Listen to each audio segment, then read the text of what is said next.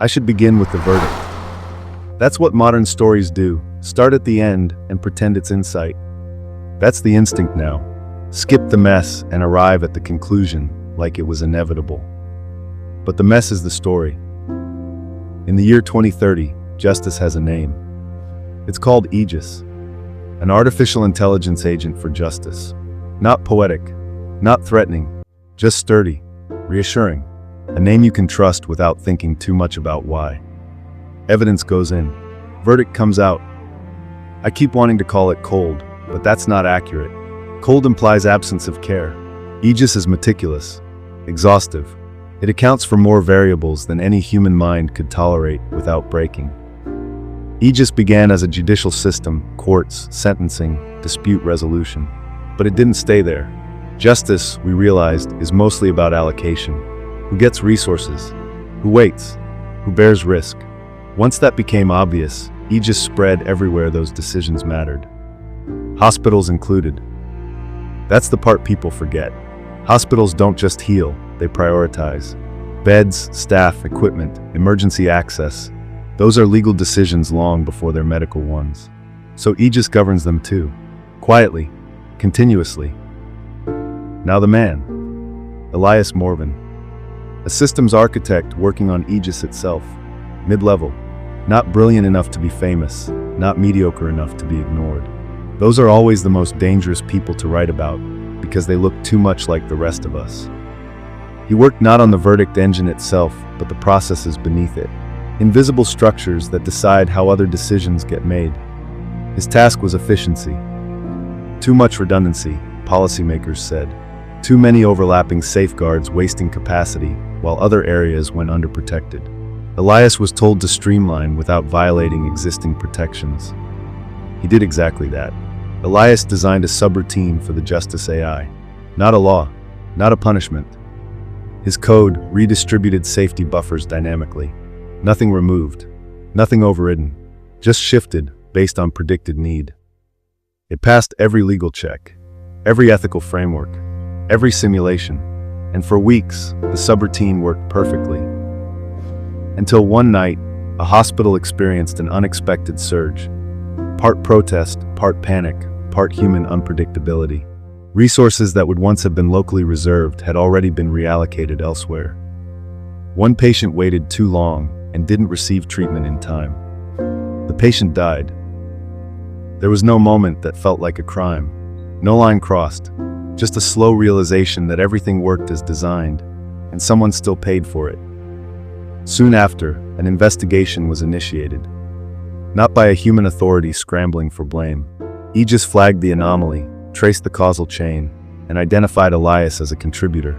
Not because he was guilty, but because he was involved. Then Aegis did something only a system like it could do. It put the case on trial, in a way against itself.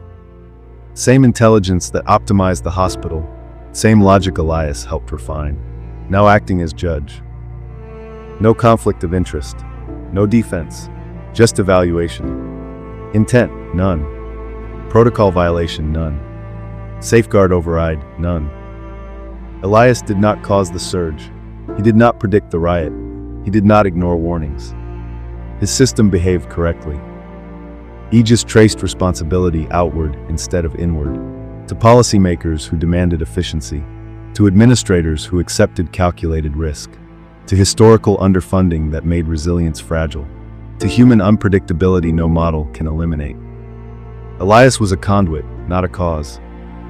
And so Aegis delivered its verdict. Innocent. Certainty, 100%. Absolute. I stop writing there and wait for my discomfort to justify itself. It doesn't. The verdict makes sense. That's what unsettles me. It feels accurate in the way truths often do when they refuse to console. Aegis didn't invent this logic. It inherited it from us, from the way we've always explained accidents once emotion fades. I add a single note to myself before closing the page. The machine judged the system using the rules humans wrote. It found no guilt, only consequences we never wanted to own. I leave the verdict standing, not because it's final, but because I know this is only the first way the story tells the truth. I didn't ask for a retrial. That matters. The first verdict was clean, innocent, absolute. The kind of conclusion stories usually settle for because it looks like resolution. And yet, the system didn't shut itself down afterward.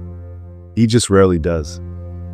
After delivering the innocent verdict, Aegis continued running background evaluations. It always does that too, monitoring patterns, projecting future failures, stress testing its own decisions against long-term stability. That's where the problem surfaced. The innocent verdict closed the legal case, but it didn't reduce systemic risk. In fact, it quietly increased it.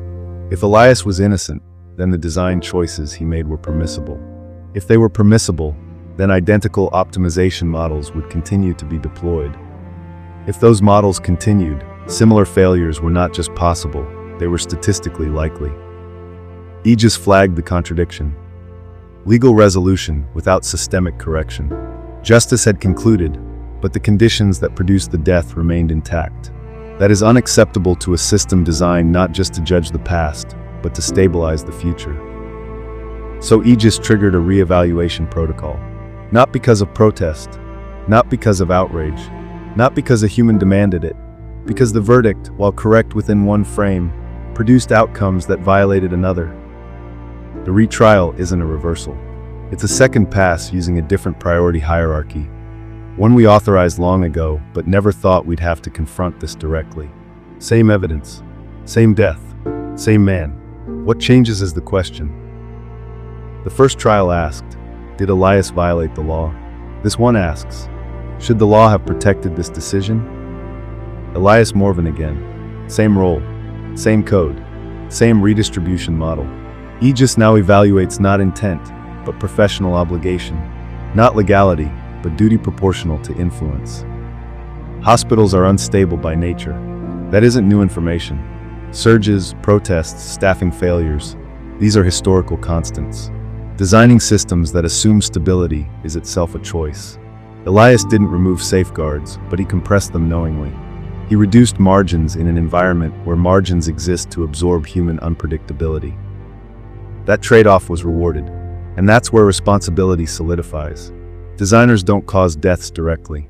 They decide how fragile a system is allowed to become.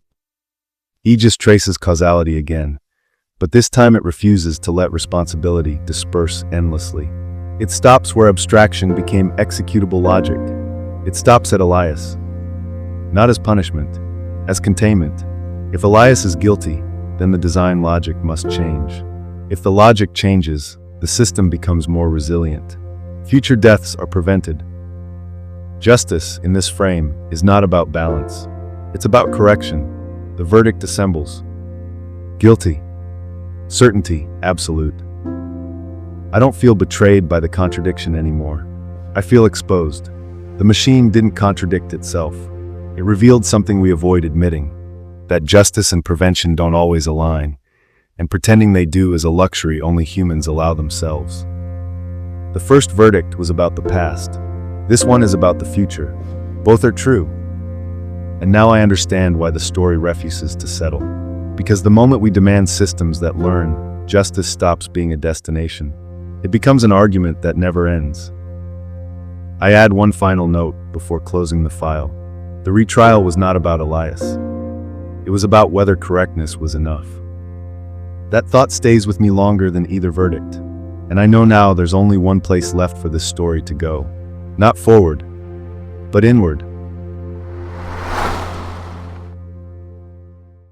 I don't open either chapters today. The innocent one is too clean. The guilty one is too precise. Both feel finished in a way that makes me suspicious. So instead, I open a blank page and realize I don't know what I'm supposed to be writing anymore. This was meant to be a story about a man, or a trial, or a machine. That's how I sold it to myself. That's how I always do, wrap uncertainty in structure and call it discipline. But nothing in this series has actually been about Elias Morvan. Elias was a placeholder, a shape I could pour contradiction into without admitting where it came from. The truth is simpler and harder to sit with. Aegis didn't fail. Aegis didn't overreach. Aegis didn't reveal some hidden flaw in logic. It reflected us with uncomfortable accuracy. We gave it rules that contradict each other and asked it to resolve them without residue. We demanded certainty and flexibility in the same breath.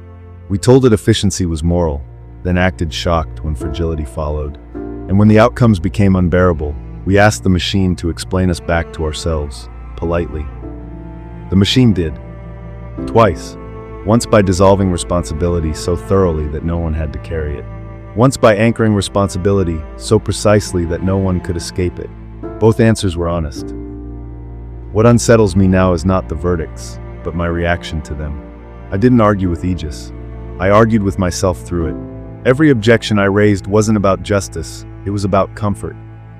About where I wanted the weight to land, so I could keep believing certain things about intention, innocence, and design. I think about why I believed I could write something great here.